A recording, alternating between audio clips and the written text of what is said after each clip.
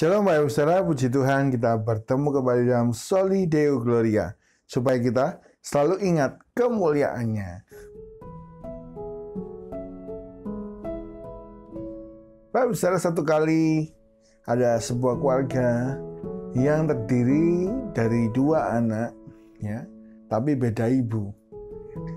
Ibu yang anak pertama, sang kakak, telah lama meninggal dan ayahnya menikah kembali dan memiliki seorang adik. Jadi anak pertama itu ibunya beda, dan sekarang anak itu sedang tinggal sama ibu tirinya dan adik tirinya.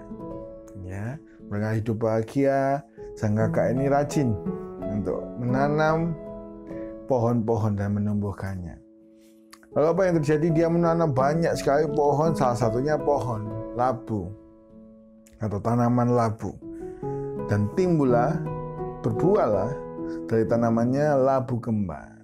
Sebulan kemudian, ya, terdengar sayembara bahwa raja sakit dan yang bisa menyembuhkan hanya labu kembar. Disediakan satu peti emas dan beserta banyak sekali harta kepada setiap orang yang bisa menemukan atau memiliki labu kembar, karena itu sangat langka. Ya, biasanya labu tidak kembar biasa, ini labu kembar. Maka sang kakak cerita sama keluarganya. Dengan sukacita dia cerita, dan dia akan berangkat ke kota karena dia berada di desa. Dia akan menemui raja dan menangkan satu peti emas dan banyak sekali harta yang naik. Ya. Maka dia cerita kepada ibu tirinya, adiknya, bapaknya, dan mereka pun setuju. Ketika hari mau berangkat, ya, udah packing semua, sang ibu manggil adik. Dek, sini, masuk ke dapur. Ketika dia masuk ke dapur, ternyata ada dua kue.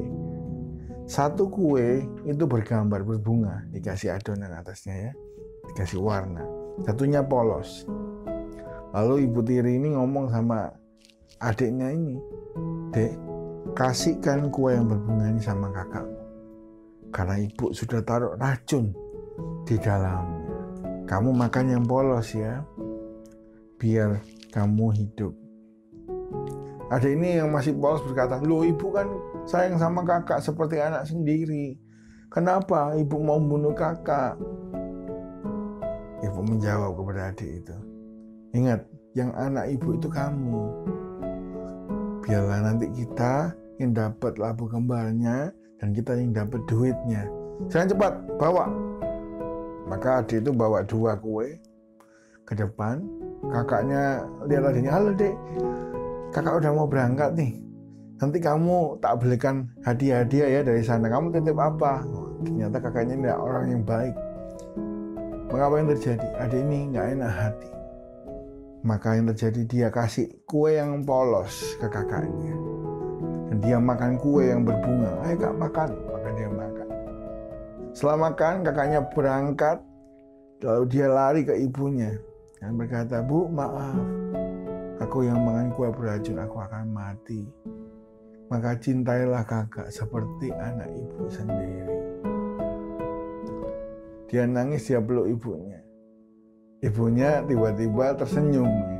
Loh, ibu kok tersenyum? Iya, ternyata ibu tidak naruh racun kok. Ibu cuma nguji hatimu. Apakah kamu punya hati yang besar dan gak iri? Lihat keberuntungan kakak.